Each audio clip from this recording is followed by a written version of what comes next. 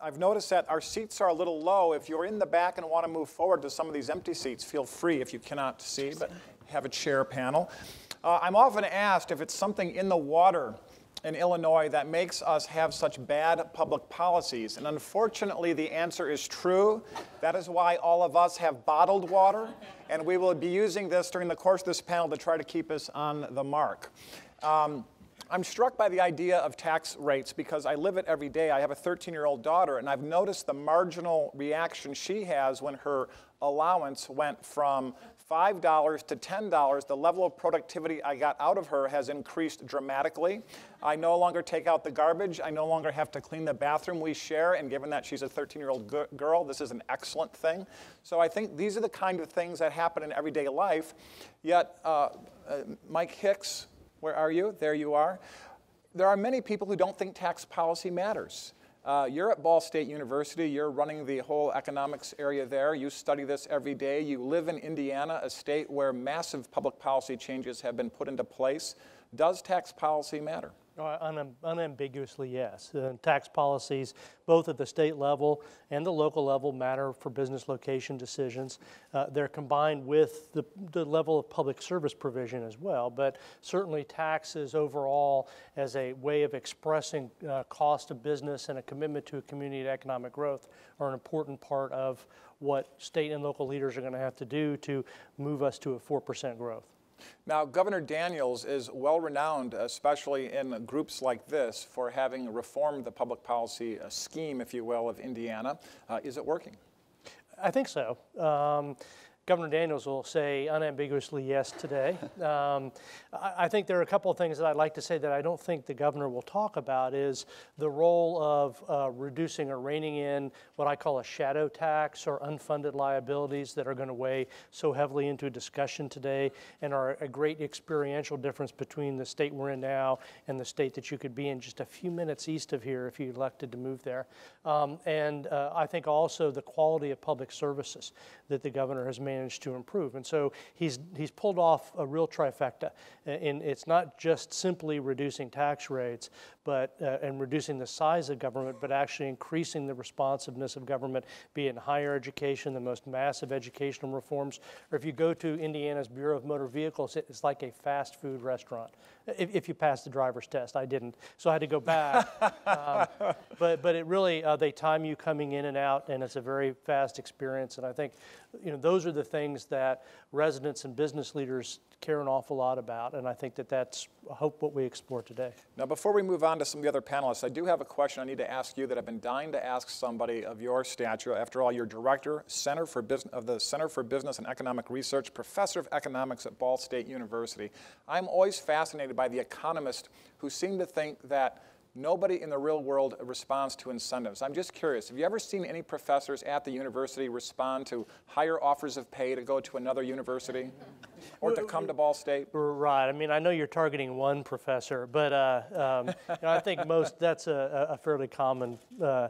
Look, there's really not much debate amongst academic economists about the role of tax policy. The questions are, where has this worked empirically? How have the balance of the role of the provision of public services mattered? And I think we're beginning to see some of it from the Booth School, really important research about uncertainty in tax and regulatory policy and how that's playing into growth. So it's not simply whether or not we're seeing growth or we're seeing low taxes, but how is uncertainty playing into that? And I'm talking about bad uncertainty. And I think the things like a shadow tax, many people will be astonished. The unfunded liability for the city of Chicago is about $36,000 per resident. Right? It's about $1,800 per resident in Indiana. That's bad enough. But what the governor will say today is we pulled our bond ratings up. And so that, for people who understand that, that's important. I always wish he would say, yeah, but that means that local governments can borrow more cheaply to improve their infrastructure, to build a new school building. And so it's really that shadow tax, the role of tax policy, and uncertainty about what's going to happen to your investment that are making differences about where business is located. Matthew Denhart, the research associate from the Bush Institute. So you're from Texas. I'm from Ohio, actually, but I work for the Bush Center, which is based in Texas. But to complicate it, I'm actually in New York. Well, that is very, very complicated. But nevertheless, you're familiar with Texas. And I think it's very interesting that Amity mentioned that the Bush Institute has been underway for 2 years. So this is actually a shovel-ready program, the Bush Institute. That's right. It's shovel-ready, and it's actually, I understand it's on time and under budget. So. Well, I'm guessing that that's because it's probably all privately funded, or at least it darn well better be for the most part. No need to dive into that in depth here today. So tell us a little bit about the innovation work that you're doing and what you're discovering at the Bush Institute around the country, and what are the pathways you see that states can focus on from a tax policy point of view in terms of changing policy to have more innovation state by state? Yeah, so as Amity mentioned, to kick off this entire event, what we look at and what we like to look at is outcomes, and that's sort of in President Bush's style as well. So we look at who's growing, and then we work backwards and we ask, what are the tax policies in those places? So I guess a logical place to start for this conference is who is growing. And if you look at the states with the highest growth, the actual state with the absolute highest growth in recent times has been North Dakota. And that's a bit of a distraction because their growth has been from the discovery of shale. But we're the 4% growth project. They've been growing at about 8% a year, save 2008 when the financial crisis hit. But another way to look at it in a policy sense is to separate the states that there are 9 states with no state income tax. And then if you compare those to the 9 states with the highest state income tax, how does growth differ? And Art Laffer, sort of the father of supply-side economics, and Steve Moore at the Wall Street Journal, and Jonathan Williams have published a great book. It's, I think, in its 5th year. It's called Rich States, Poor States. It's put out by the American Legislative Exchange Council, ALEC. I recommend it to anyone here who's interested in these topics. You'll find a lot more data. But what we find is that the 9 states without the state income tax over the last decade had growth of 59% versus 42% for the states with the highest taxes. If you want to look at employment, the no income tax states grew about 5%. The high tax states, actually, employment shrunk. If you look at population, people vote with their feet. They go where there are opportunities. They go where they think their skills can be maximized. And what we see is the no income tax states had population growth of almost 14%, while it was only around 5.5% for the states with the highest taxes. And then something that we often hear is, well, if you lower tax rates, then you're going to have less income for the state. You can do less. Public services will decline. States are already having budget problems. And so that'll, how can you possibly lower taxes? What we find is actually state and local revenues, government revenues from taxes, often increase when you lower the rates because of the growth effect. When you have a larger pie to tax, what you find is that taxes increase. And so if you look at that last decade, what Moore and Laffer found is that state and local revenues for the no income tax states grew 81%, while only 45% for the states with the highest taxes. So it's counterintuitive, but I think it's really instructive. Well, that goes to the essence, Matt, of the supply side argument, that if overall tax burdens are lower, the pie grows faster, people produce more, and they throw off more tax revenue without raising rates. The other people on the other side, those folks, you're familiar with those folks on the other side? I've met them. They think that the way to get revenues to grow is by raising rates versus lowering tax burdens and improving GDP growth and hitting 4% and beyond. Why are they wrong? Why are they in denial? I mean, the name of this panel is Tax Denial and Tax Survival. Why are our opponents, the worthy ones on the other side, in denial? Let's start with the president and work our way down to our governor and our mayor. Well, you know as well as anyone, that's why we're here in Illinois, because of the denial theme. We wanted to come to an area that's suffering from low growth because of high taxes. So Illinois has one of the highest tax rates in the country. Their overall tax burden is among the worst in the country. But in recent years, they've increased taxes, the income tax, 67%, I think? 67% on individuals, 46% on business, a grand total of $7 billion, and we still have a problem. And so, I think the evidence speaks for itself. So I don't need to sit up here and act like I'm the smartest economist in the world, because I'm not. All we need to do is look at the data that come from the BEA and from the IRS, and especially data where people move. People are moving out of Illinois at very high rates because they don't think that the policies in the state are working for them. So they're going to places like Texas, they're going to places like Indiana. The highest out-migration for Texas, the highest in-migration for Texas came from states like Illinois, Michigan, and Ohio. You're welcome. Yeah, but it's kind of sad for me. I'm from Ohio myself, and I've often wondered why more of my own peers don't stay there. And in Ohio, it's another state that until recent times has been in denial about tax policy as well. And it's had a very uncompetitive tax policy, and has been setting, literally over the last decade, Ohio lost 315,000 people to other states. And look at the flip side. Texas, a state with no personal income tax, gained 400,000. That's pretty stunning. And of course, Kristina Rasmussen, you're our executive vice president, and you really run the joint on a day-to-day basis, as everybody around us knows. And you're in Springfield. You live in Springfield, and you chose to live in Springfield when you came here from the National Taxpayers Union in Washington, D.C.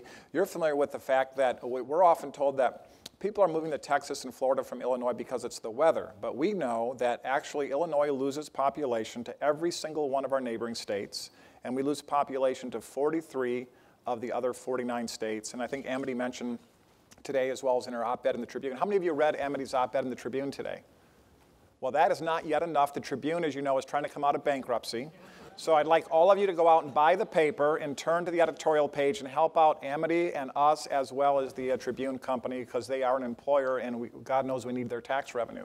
What is going on in Springfield? Are you drinking the water down there, or can you explain No, what I've got happens my down there? bottled water. Well, before she starts, though, I do have to tell you one thing. Kristina, in January of 2011, had identical twin girl babies, who are the most adorable little girls you've ever seen besides mine. And she was literally in the maternity ward texting as the tax hike fight was going down to the wire, until finally the nurse said, "Put that thing away, you're going to have a baby now." 2 babies. 2 babies, right. Kristina, Yeah, that's tell us right. what's... I tease my colleagues that the tax hike didn't happen on my watch because I was otherwise occupied at the time. I got my start with the Illinois Policy Institute in 2009. I moved to Springfield because I thought it would be a great place to raise a family coming from inner city Washington, D.C.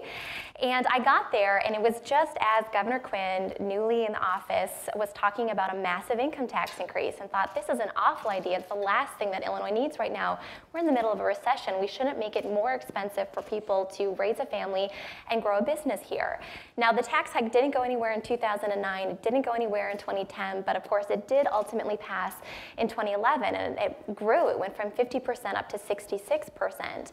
Now, the deal at that time with the tax hike was that it was going to be temporary, and they would partially repeal it in 2015. So the rate we have today is higher, obviously, than what we had before, but perhaps even more important than the absolute rate that we have is the direction people think we're heading. A promise was made to taxpayers that that tax hike would be temporary. It would fix the problems and we'd move on. But if you look at the way that they're spending money, at the rate that they're spending money, it's going to be very hard to repeal that tax hike as promised in 2015. So people are making bets right now about where they think the tax regime in this state is going, and they're not too optimistic if you look at the numbers. Wasn't there a business that recently actually had a better deal in terms of crony capitalism to stay in Illinois, but they actually chose to go to Iowa? Yeah, this is actually another good reason to read the Tribune. The editorial board told this story very well. There is an Egyptian billionaire who has ties to Illinois and wanted to build a fertilizer plant in the Midwest to take advantage of the natural gas boom.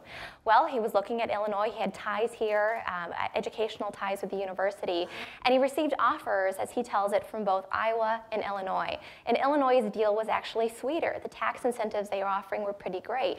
But he ultimately decided to locate that plant in Iowa because he could see ahead. He could see the unfunded pension liabilities ballooning and no action being taken really to bring those underneath control. So he made a bet that even though the upfront deal was better, the long-term stability of Iowa was a better deal for his company. And it's a shame because those are jobs that our friends and family throughout Illinois can't benefit from because they're in Iowa.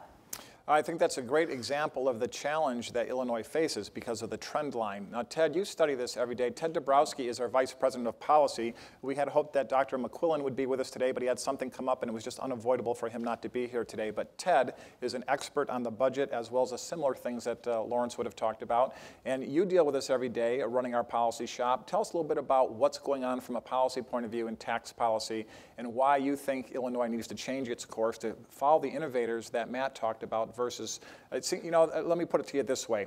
If you're going to cheat on the test, cheat from the people passing the test, why do we keep setting the grade curve at the bottom? What can we do about that? Well, we're trying to show, Illinois is trying to show everybody how not to do things. That's been basically the lesson So so we're winning far. on that. We're winning. We're number one. And unfortunately, you look at most of the statistics on growth and a lot of the parameters that we use to measure how successful a state economy is, and we're at the bottom of most lists. And I'd say that the problem has become that we've got this culture. It's a culture that's been going on for a while, but definitely in the last decade. We talk about it a lot as a culture of deficits. And we have found a way to overpromise and continuously overspend. And so the only way to keep covering those shortfalls is through more borrowing and more taxes. And so that's why this mentality in Illinois has been, let's keep promising, we'll figure out the money later, we won't fund the pensions, we'll have record tax increases, and we've gotten ourselves in a bit of a hole. And it's interesting, but you hear now the new problem is, well, $7 billion in new taxes last year wasn't enough. Now we need a progressive tax increase, a progressive tax system. We've had a flat tax in Illinois. It's part of the Constitution. But if you listen to other people, they say it's time to change that Constitution and let's get more money and let's hit the rich guys again. So it's a sad state of affairs. The starting point is that we have had a situation with our pensions where over time, over the last decade or so, we've been giving away more and more in benefits. The legislature has not funded the pensions, and we've got this massive, at the state level only, ignoring the problems of Chicago, it's about $51,000 a household. I tweeted the other day, I'm new to Twitter, it's one of my first real tweets, but I said, how does a person get rid of $51,000 in debt without going to jail and without having your credit score totally destroyed? And the answer was, pack up and move out of Illinois. And that's really not the right way to get rid of debt, right? But that's the sad reality. People vote with their feet. The question is going to be whether we can finally realize the problems that we have in Illinois and turn around this tax regime of higher and higher taxes, more and more spending, and more and more borrowing.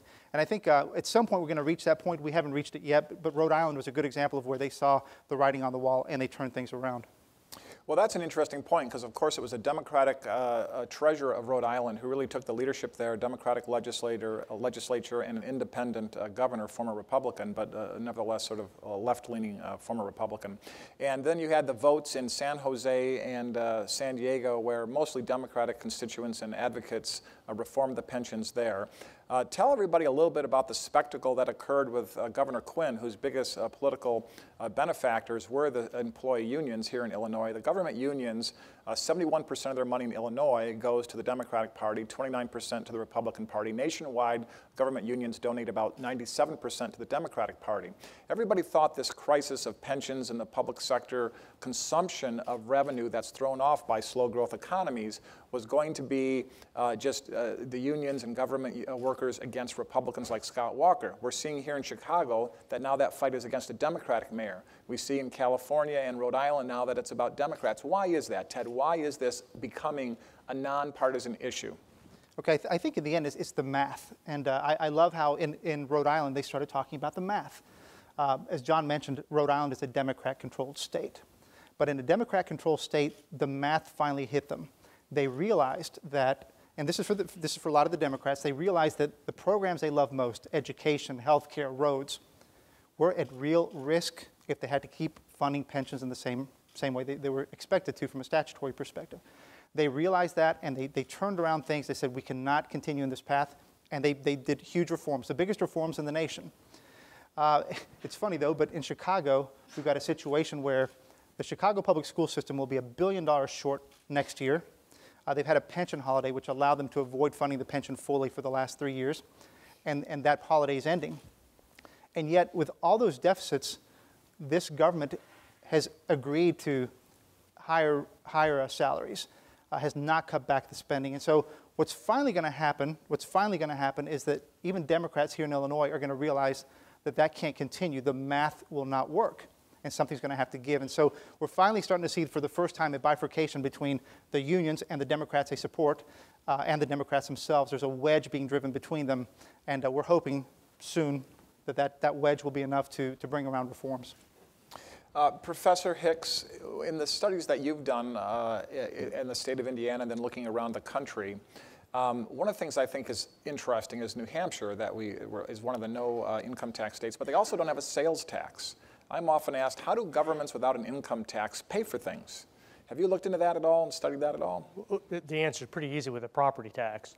And generally, economists give a very clear answer that a broad tax with low rates works. Lower the incentive effect of taxation is nonlinear. Most of us wouldn't care about a penny tax on a piece of gum. 50% tax is going to have some effect on our behavior, and so it's not a linear response throughout that. But I will say something, though, that sort of goes to the point about states that have an absence of an income tax or playing with an income tax, because that's something that is so volatile with respect to a business cycle that we've just been through, and that's the problem with tax incentives. And so tax incentives, if we see, and I know Amity wrote about that today, Michigan has just gone through a very painful paroxysm with tax incentives. Starting in 1995 through the most recent governor instituted a mega tax incentive that gave out at one point $1.8 billion in a year to businesses to locate to Michigan. And a number of studies of this have been especially damning, some that I've offered, studies with the Mackinac Center, studies that the Michigan Education Association, of all people, analyzed, said that these things were crazy. We found that the tax incentive created no net new jobs in the manufacturing or warehousing sectors where they were targeted. They did create jobs, however, in construction, but again, they cost about $125,000 a job. I was stunned by that number in 2005, and little would I know that 10 years later, after the stimulus, that would be twice as effective as the stimulus program. The tax incentives that you've heard talk about are really almost a prima facie evidence of a tax system that's not working, that the people who are on the ground, the economic development folks, are interacting with businesses who are crying about tax incentive or tax rates, and their mobility is possible. And so, a Walmart's not going to cry. They're not mobile. They're going to go where the people are. Manufacturing firms and warehousing firms are footloose, and those are the first canary in the coal mine with respect to tax rates. And so those are the ones that are getting the crony capitalism. And if they're not choosing you after those, that's an extraordinary sign of difficulty in a tax system. So Matthew, in looking at the work, Ohio, New York, Texas, and here you are in Illinois, and you've studied all these competitive environments, what would be your recommendations? Have you thought through what a simple agenda would be? Because it seems to me one of the things that was interesting about Amity's piece today, and in general the idea of tax incentives, is governors are all competing. They've become the recruiter-in-chief of businesses, and they use these various incentive programs to try to recruit businesses. But what we're saying is it's beneficial to lower rates overall, make the playing field level. But that's not politically expedient for governors. How can they kind of blend that? Have you looked into that at all? Governors that play the game by just lowering overall rates rather than wheeling and dealing for the favored few? Right, and I would add too, another problem with tax incentives is the uncertainty that it creates. Businesses, even if they can get a special deal, it's not a great environment for them to be operating in, because when they move to that area, they don't know if their deal is going to be up in 4 years when this governor leaves or when this key legislator leaves as well. But to get more to your question about what can states do, I think we should just look at what states are doing. Kansas, Governor Sam Brownback, who was highlighted at our conference in April, he was there telling us he was going to lower Kansas's income tax rate from 6.45% to 4.9%, and he followed through. They just recently did that, and they got rid of the corporate tax on almost all small businesses. And so now that's created competition within the Midwest region. So now there's a ballot initiative in Missouri to try to eliminate the income tax for citizens there this fall. We'll see if that's successful.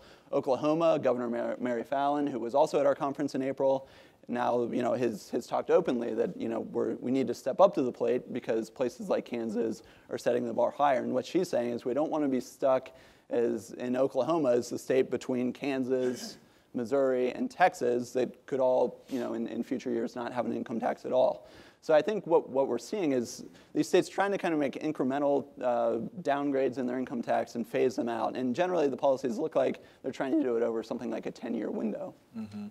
So Kristina, tell everybody here why we should be optimistic. One of the things we do at the Institute is tell the truth about the current situation. One of the things we like to talk about is before you can launch a new paradigm, you have to destroy loyalty to the current paradigm. One of the things we're trying to do is destroy loyalty to the crony capitalists, the insider deal making that is the economic cesspool of Illinois and Chicago, so that we can launch a new period of, that's a lot there, think about that. This all used to be a cesspool, literally, right here, in fact. But tell us why we should be optimistic. One of the things that we see, the underlying data, is that the public is moving towards our point of view in terms of liberty, free markets, and unfettered economic competition. But it's not obvious to the general public, and many people are discouraged. Give us hope. Yeah. Even if you have an electorate that is naturally inclined towards what we would call big government solutions, if they see those solutions failing year after year after year, it begins to erode the loyalty to those ideas just because it hits close to home when your husband can't get a job, when your wife can't get a job, your mom, your sister, your brother, whoever it is.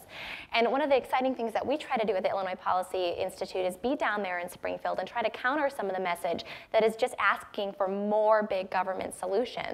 I love personally going into a committee room and seeing 10 advocates of a big government lined up, and then there's me with the free market solutions. And you see people beginning to open their mind to a different way forward just because we have right now is so broken. I mean, you saw Medicaid reforms move earlier this year. We would have liked them to go further, but there was some good stuff in there. And similarly, you even see Democrats starting to talk about pension reform because, as Ted said, the writing is on the wall. So our role really is to be there with good ideas.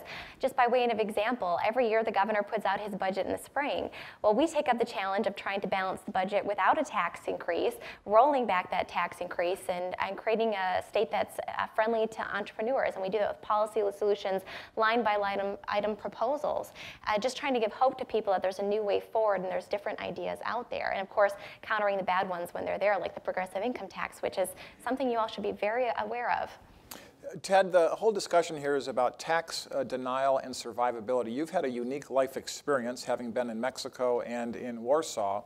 Why don't you tell everybody about that and your experience with how a free market is born, even in a former Eastern Bloc country, and why that should give us hope here in Illinois? Okay, so I had the opportunity to be in Poland for almost 9 years, from 1998 until 2007. And what was interesting there was how things changed, right? You had a country that was trampled on for 50 years under communism. The mentality, though the Polish fought very hard, the mentality was trampled on. And what was interesting is that, of course, I was there a few years after the wall went down. But what we saw was this transition, this desire by all the people to move towards a Western society and to get rid of government intervention, government ownership of companies. And what was most interesting about that was how the people changed the leadership. A lot of the leaders who were leaders in the early 90s were ex-communists. These were the same ex-communists who were making bad deals and a lot of the crony capitalism and just the way that the communist world worked. But the people held accountable these new leaders, these new ex-Democrats who are now ex-communists who are now social democrats, to a higher principle about ridding government involvement in state lives. And I loved being there. I loved being there at a time where they had to change thousands of laws. Imagine how many laws they had to change. They had to make their tax regime competitive. They went to a flat tax. They did all of the pension reforms, all those things that we'd love to see in Illinois. It's kind of funny. I was there watching a transformation of Poland go from left to right, but I came to Illinois 5 years ago and watched everything go from right to left. So it's a funny transition, but I'm optimistic because once the people figure out what they want, and we've said we're a little confused here in Illinois, but once we educate and convince the people of what they really want, they will hold those leaders accountable, and they will make it politically profitable for bad leaders to do the right things. And that's the point we need to reach to, and I think that's why we're optimistic. We think we can get there. Yeah, one of the things we like to say is that public policy passes through a political process. So the Declaration and, of course, the Constitution are public policy documents. It passed through initially a political process prior to the Revolution. The Declaration and then, of course, the Constitution in 1787. And in order for that to happen, you have to have the public lead. Our view of it is that with some exceptions, and there are some of those exceptions in this room today, most political leaders wait for the parade to form before they want to get in front of the parade. There are a few political leaders, such as Governor Walker, Governor Daniels, and others, who will get out front and say, here's the parade that I would like to form, join me. And I think that one of the reasons we know that we're on the right track is because of the reactions of the people in control in Springfield and here. Governor Quinn, Speaker Madigan, Senate President Cullerton, all of them are talking about reform now because they're reading the same polls we are, which is the public is moving towards wanting a solution and accountability, and the public is also starting to understand that the government union sector is the driver of the consumption of the limited tax dollars in a slow growth economy. We're going to go to questions in just a couple of minutes, so prepare yourself for questions, and somebody will be around with a microphone in a couple of minutes for your questions to get you engaged in this discussion and to find out what you would like to ask of our expert panel. Matt, what would you say is going to happen in Ohio? Ohio is an interesting state. It's unlike Illinois, it is considered a swing state, a battleground state. You have a governor there that is trying to put in more free market reforms. How's he doing in Ohio, and how do you think that's going to play out? Is Ohio improving from where it was? Ohio's certainly improved. Actually, their unemployment rate is lower than the national average. It's in the 7% instead of the 8%. Governor Kasich was elected in 2010, and as you said, he immediately tried to start instituting some reforms that could really help the state. He managed to pass a bill that was hugely controversial. I had moved from Ohio at the time, but I was still hearing all about this from all of my friends, called Senate Bill 5, and what it did was strip. It was less ambitious than some people tried to make it sound. It really wasn't the boogeyman, but what it tried to do was limit some collective bargaining of public sector employees, public sector unions. And it was passed, went through the legislature, and then unfortunately the next year by ballot referendum it was removed. So some of the progress gained from that unfortunately has gone backwards. But I think the lesson from that is Ohio is just a very moderate state. As we see every 4 years, when there's a presidential election, they sort of trample through Ohio, very vigorously because it is such a swing state and it really can go either way. So I think it'll be interesting to see which way it goes in this presidential election. I couldn't tell you any better than the polls do right now, but Ohio, I think while it's made some gains and it's managed to balance its budget, unlike states like Illinois, it still has quite a ways to go. Professor Hicks, who are some of the winners right now in the country? Who's winning this battle for economic competition among the 50 states, and who is losing? We have the 9 states that don't have an income tax. Certainly you can mention those, but any others that may have an income tax but are making improvements that you think their competitive position is improving? Right. I think, well, Tennessee doesn't have an income tax. I think they're doing extraordinarily well. Obviously, Indiana. I would say from an economic standpoint, we've talked about Texas. Obviously, some of those great square states out in the Midwest that are booming from shale are making a big difference. I mean, I think it's easier to see also in a state level how individual cities within states are doing very well.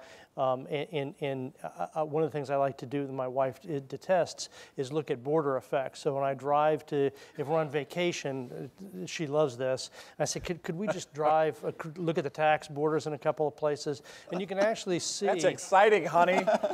Let's do that now. You can go with us. I can't wait. So actually, the border effects in states, if you look between South and North Carolina, for example, Virginia and Maryland is just a classic example. Matt and I talked about it last night. I grew up in both those states, and if you look at the border effects and the type of commerce that are appearing on either side, that gives you a sense of what's happening. But right now it's a very difficult time to take an immediate assessment of tax policy because some of these things take years to materialize. Right. Indiana, for example, didn't have the migration in the first half of the last decade. We were bleeding people off as fast as Illinois was. In the second half of the decade, that slowed a little bit. We actually turned the corner in 2011, saw a net population increase for the first time in a couple of decades. And so I think when you think about what states are doing well, you see which cities are doing well. You can have a state that's doing well and have a city that's just suffering greatly in terms of the quality of its public schools and overall local tax burden as well. We haven't talked about that, but the capacity for local governments to tax themselves out of existence exists even in great places like Indiana. Well, and it certainly is happening in Chicago. Chicago's population is now, Amity talked earlier about what a great growth city Chicago was in the late 1890s, and our population is now equivalent to the 1920s, to give you some perspective. 200,000 African Americans moved out of the city. between the 2000 and 2010 census, in my view, because the public services, primarily education, were no longer meeting their needs and they had to go elsewhere. So tax competition matters, and you cannot deny the truth, and people will move for survival. And let's make sure this panel survives by having some questions from all of you. So I believe there are some people with microphones. Who has the microphones? Could you sort of raise your hands? Come on up. And I don't know if you have a place you're going right away, but anybody that would like to ask a question, raise your hand. And the microphone folks will get to you. Jane, I see one right up front. I can't quite see who it is, but she'll work her way over to you. And if you could just state your name and your question, and please not a dissertation. My name is Lee Morris, and I'd like to ask, in Indiana, we put property tax caps in the Constitution of the state of Indiana. Is that good tax policy? Excellent question. Professor? I personally detest frittering about with state constitutions, but if you're looking to remove uncertainty, and this was a referendum process, the state certainly did that. You know, and I'll say, for those of you who are unfamiliar with Indiana tax policy, there was a taxpayers' revolt. And the places where you can still see the remnants of that is to drive across tax bordering locations in such places as Muncie or in Lake to Porter County in this metropolitan statistical area, where tax rates varied by 4 or 5 percentage points in effective property tax rates on a similar piece of property. And so in terms of mitigating the uncertainty that certainly is penalizing a state's commerce, imposing tax caps into a constitution makes a difference. Next question. Jane, you have one right on your left. I believe that's Mr. Costello. Bob Costello. How do we get out of this pension mess in Illinois? I mean, the unfunded liability. I mean, do you see any light at the end of the tunnel there? And what's the roadmap? Ted, why don't you take that one? Okay, so the unfunded liabilities in Illinois continue to go up as we learn more and more about how states and localities account for them. As we get more and more transparency, we realize, for example, in the state of Illinois, we've talked about $83 billion as the unfunded liability for the 5 state pension systems. The reality is Moody's, S&P, the governmental standards for GASB, Government Accounting Standards Board, they're all coming out with new and appropriate ways of measuring the pension debt. And so the pension debt in Illinois for the 5 state systems is not $83 billion, it's over $200 billion. And I think that's the realization we're starting to come to. If we hope that by this new transparency, the reforms that are going to be required have to be much larger. You know, I like to say that, for a small problem you need a shovel, but for a big problem you need a big backhoe.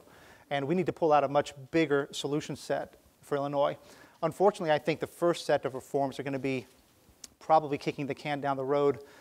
Maybe sometime late this year, early next year, we'll get some amount of reforms. They won't be the right ones. And I think only as we start to realize that the problems are bigger will we finally move to what I would say are the defined contribution 401k type reforms. That's the only one that's going to end the politicians keeping their hands in the cookie jar in terms of being able to fund or not fund the pension system, stop them from changing the terms of the benefits. And really the end goal is to have each individual, a public sector individual, control their own pension, have a transparent system like the 401k that they own, they control, and that politicians can't mess with. I think it's going to take a bit for us to hit that realization. I hope that the math sends us to some decent amount of reforms, but it might take a while before we get to that 401k solution. Rahm Emanuel, a year ago, recommended at least as part of the solution a 401k system. So he sees it. I think what we've seen in the last few months is that the legislature is not ready for that yet. But we're hoping that with the pressures that are coming on, when you look at the Chicago strike, when you look at the problems that the Chicago pension system are going to have, the reality is going to be that we need to move to something bold, much bolder than what Rhode Island did. And I'm confident we can get there, but it's going to take a lot of education and communication. Let me add something to that on the political side. So Ted talked a little bit about the policy solution, essentially with stripping it down to its simplicity, 401k transference, whatever you've earned, you vest, you keep, and then a date specific going forward for current employees, you go to a 401k. But where's this is ultimately a political solution. The political solution will come to the forefront at the time when to be blunt about it, the coalition of the Democratic Party, because they are in control currently, begins to have a wedge driven between it for fighting for state resources. So right now you have the public sector unions at the table fighting for state resources, and then you have all the people that provide services in the healthcare arena through Medicaid and health services through state, services to the poor and disadvantaged, and public education. So all the advocates, the true believing advocates who want to see more funding for those services for government are beginning already to see the unions as their enemy, because it's like a Pac-Man. For those of you who are old enough to remember the game Pac-Man, the pension debt and the public sector consumption of state resources is now swallowing a greater and greater slice of the pie, and the pie that Amity referred to. And so what's happening for the first time in this last budget cycle is budgets were actually cut in the core services area for the first time. And what that means is the reality is now setting in upon those people who are advocates on the left, and they realize now that their union friends that they've been friends with for so long when you had high growth and revenue was being thrown off sufficient to fund both sides of that equation, they are now threatened. And once that starts to fray politically, there'll be an opening for the party on the other side, Republicans, to partner and negotiate a solution that I think we'll get to sometime in the next 2 to 3 years.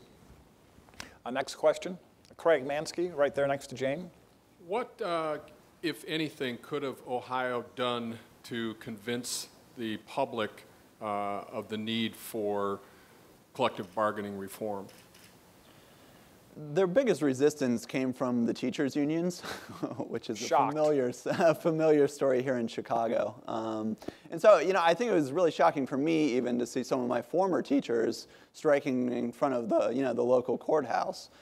So I think that's where they kind of lost their public relations battle was with the teachers' unions, because I think people associate positively with their teachers. People think fondly of their teachers, and so do the parents. They know the teachers. They don't necessarily know the governor sitting in Columbus, in the case of Ohio, who's talking about pension reform, and they think, you know, maybe the teachers have a good argument here.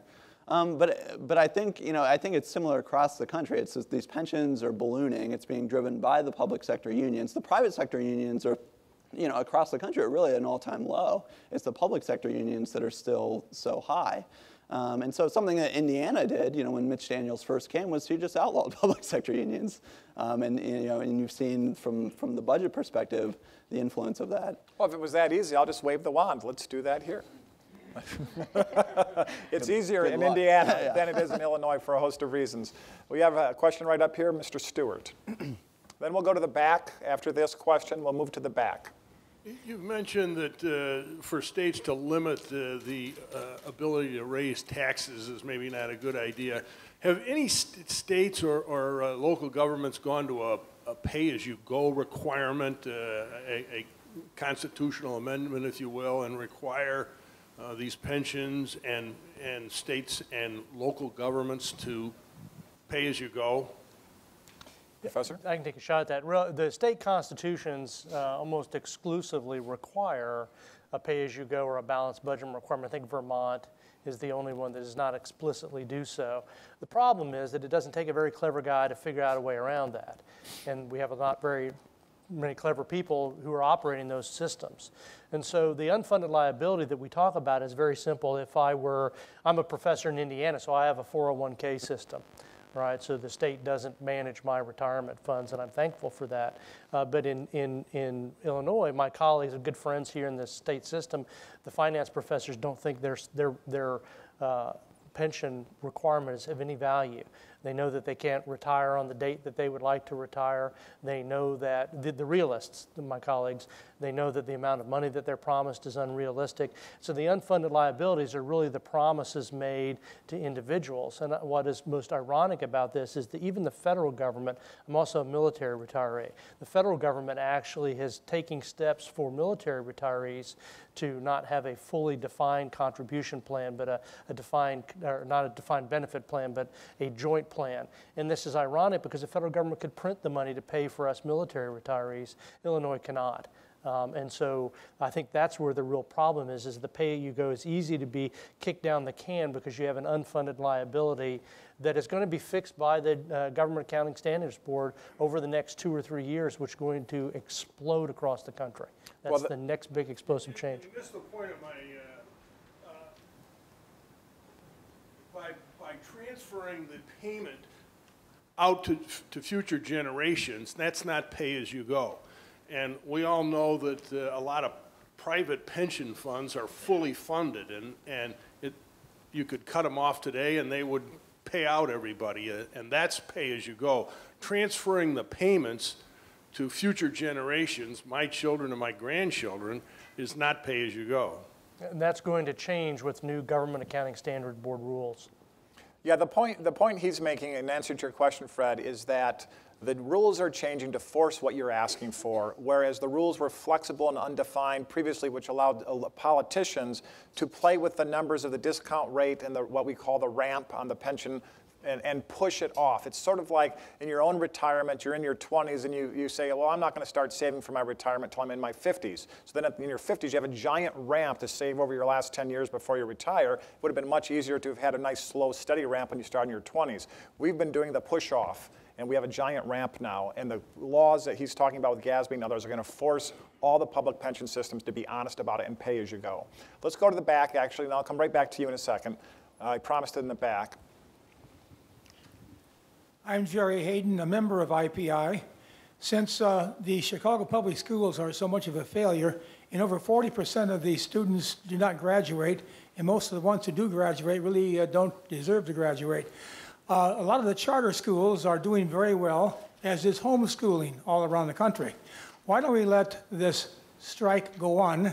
Let's have our mayor have a little backbone here, and the pressure will be more and more on getting the kids educated.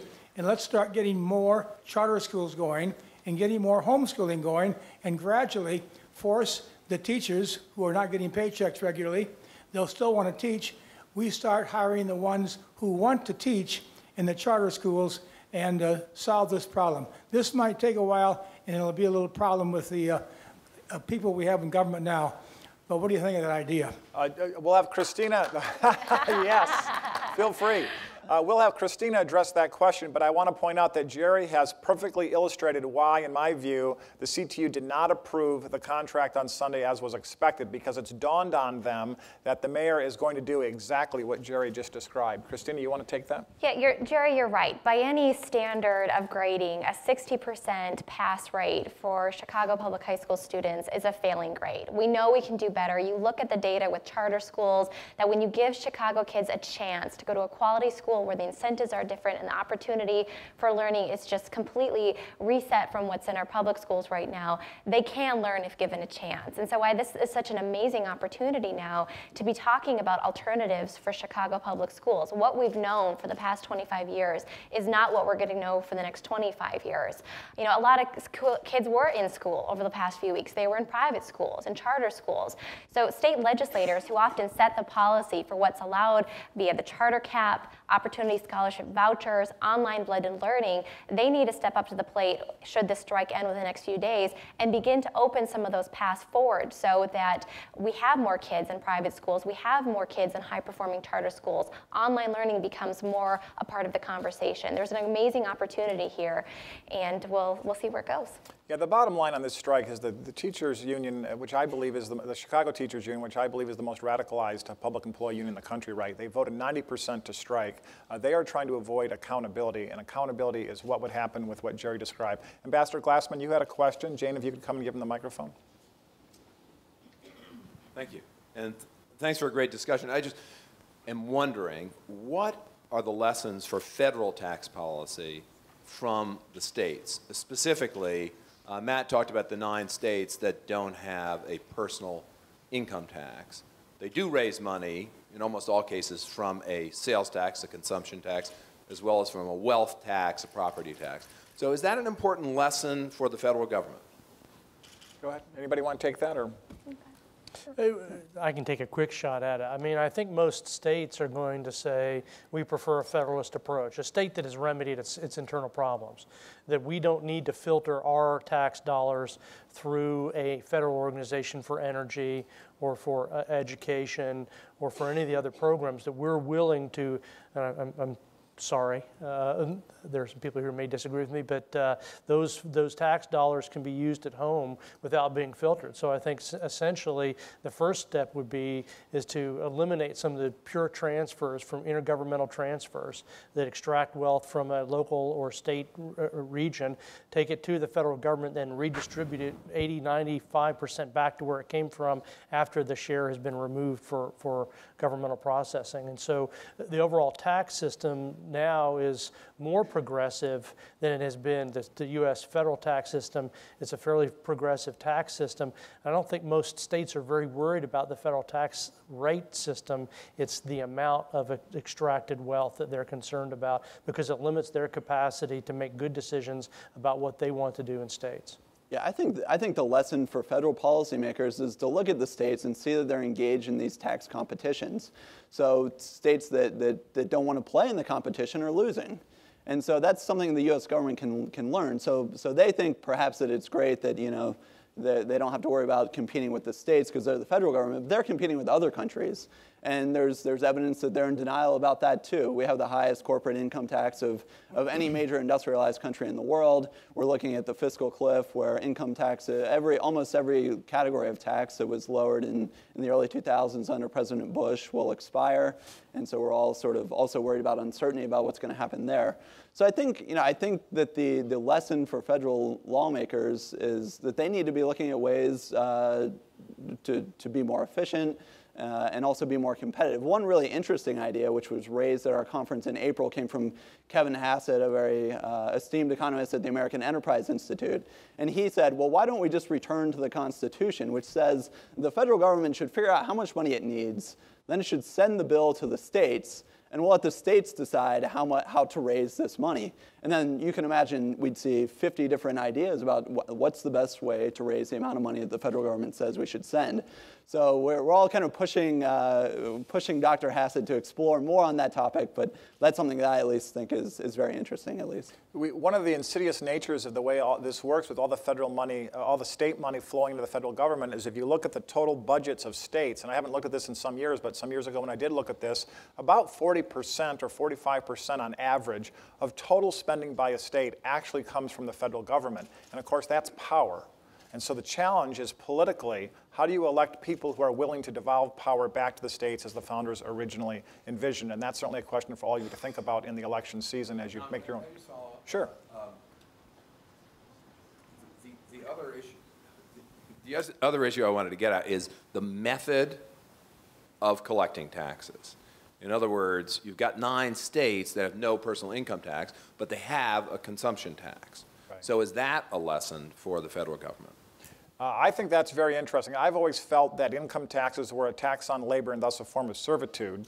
And I think it's also the most visible and unavoidable tax. You can't not conduct labor, and you're going to be taxed. Consumption is voluntary. Your level of consumption is voluntary, and I think much more beneficial. Anybody want to take that, the consumption tax? There's been some talk of this in Illinois. Right now, the sales tax is primarily on goods here. We don't tax services. Maybe that's why we have a strong service sector in Chicago, because we don't tax them the way we do goods. But there's been talk of expanding the sales tax onto services. Now, theoretically, I think a lot of us would be open to that idea if the resulting revenue was used to lower the rate. That's not going to be the case in Illinois. They'll just grab that money and spend it on things they've already committed to. I think you would see the same happen at the federal government. But to answer your first question, what is the lesson for the federal government, is that it is not the federal government's job to bail out states who engage in bad policy that leads to bad outcomes. Everyone's talking about Illinois' pension problems. They're getting so big. There's even been whispers of, well, could we get federal assistance in some form or another? That's not the federal government's job. If they reward bad behavior and punish those who've been responsible, you destroy our system of fiscal federalism, and that is perhaps one of the most dangerous roads we could go down.